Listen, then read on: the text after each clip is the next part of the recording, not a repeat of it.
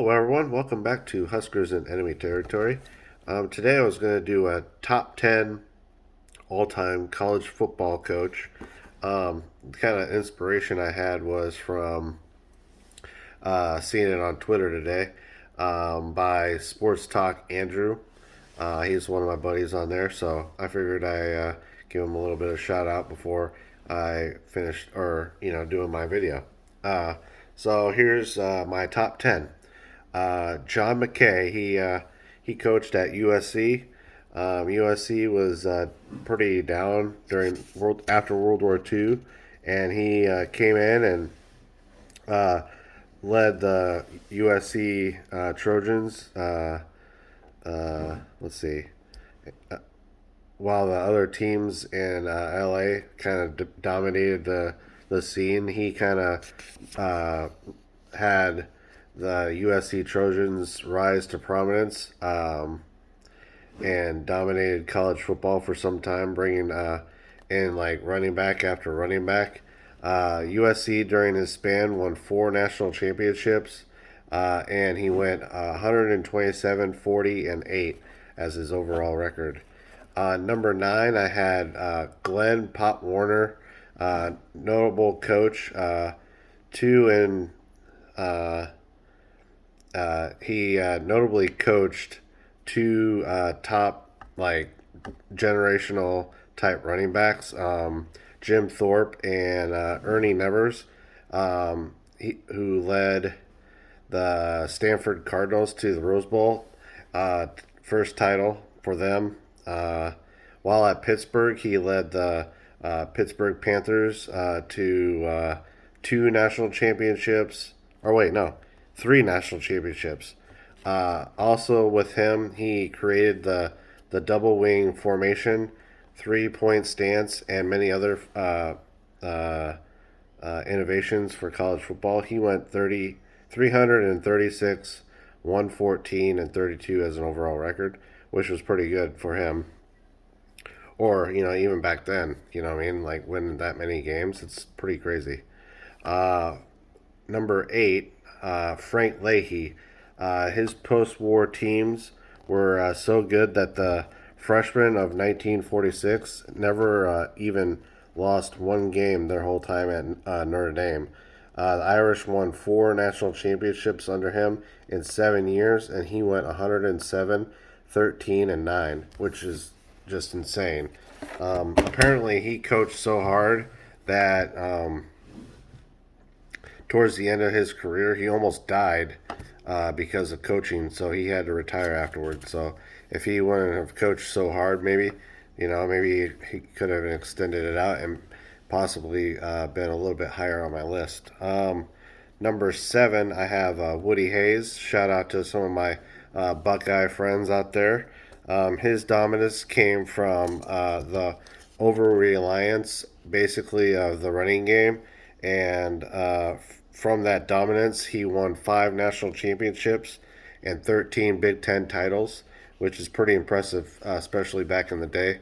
I think Michigan was a big powerhouse back then. Iowa they kind of sucked back then, which is kind of funny. But it was kind of pretty much Michigan and Ohio State back in the day, and a little Michigan State. Michigan State had some good teams back then too. Don't sleep on Michigan State. His overall record was 238, 72, and 10. I have number 6 is Bobby Bowden. When Bowden came into Florida State, they basically were an independent team. I don't even know if they were in the regular Division One. I think they might have been Division Two. Don't quote me on that. But uh, after his 43 years, he left basically Florida State as a national powerhouse. He won two national championships with them, and he ended up having two Heisman Trophy winners, Charlie Ward and I can't remember the other kid, but he won it in Chris Winkie, I think it was his name. His overall record was 377 wins, 129 losses, and four ties. I don't have much on the next guy, uh, number five, but it's Charlie Bud Wilkinson. As a player, he played for the Minnesota Gophers, apparently as a guard and a wide receiver, which is really weird. But maybe it just worked back then. But he ended up coaching for the Oklahoma Sooners. And back then, the winning streak was 31 games straight. And in that time, he won three national championships. Um, Not until I believe in the 1950s, where Oklahoma won. I think it was still to this day. I think 47 wins in a row. The 31 was the best that had ever been done and accomplished. His overall record was 145, 29, and 4. Really impressive for um, an Oklahoma Sooner. You know what I'm saying? Old rivalries, and we get to play them this year. That's super awesome. Number four, I'm going with Tom Osborne. Of course, I can't go against good Dr. Tom. In 1983, kind of proved to be Coach Osborne's biggest test. He played against Miami in the national championship game. Even though he lost to Miami, it was like kind of his coming to the um, national like spotlight in a way, because just a few years later in 1994 he won his first national championship versus Miami, which was kind of a sweet kind of cherry on the top because of how many times we've lost to Miami in national championship games. Uh, but I think the score was like 23-17, and apparently during that game, um, Joel Makovica, hopefully I didn't slaughter that, Makovica, hit a dude so hard that Warren Sapp was like, "Oh my God, these guys are here to play," and it was just apparently Warren Sapp was just dumbfounded, and he felt like that the game was pretty much over with after he saw that hit. He just knew that Nebraska was there to play that day. Um, the next national championship that he won, it was against Florida, and that was a pretty much a butt kicking. It was like 63-17 or 24 or something like that. We absolutely dominated Florida in that game. And then 2 years later, in 1997, Scott Frost led team as quarterback, not as coach, won against the Tennessee Volunteers versus Peyton Manning, and they won 42-17. In total, Tom Osborne won three national championships in 4 years, and arguably the 1995 Nebraska football team is uh, said to be one of the best that has ever played the game of football, and that's what a lot of college football experts say.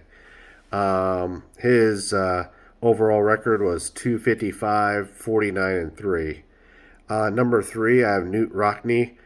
Created the modern coach, kind of a brilliant tacticianer. He kind of brought the CEO aspect to college football. He won four national championships and a winning percentage of 881. So that's insane. I didn't write down his record, but uh, just a phenomenal coach. Number two, I have Paul Bear Bryant, and I was kind of struggling on which guy I was going to have here. It was between him and Nick Saban, but I went with Bear Bryant as my number two coach. He was a legendary coach. He won two national championships in the 1960s, and then three more in the 1970s. His overall record was 323, 85, and 17.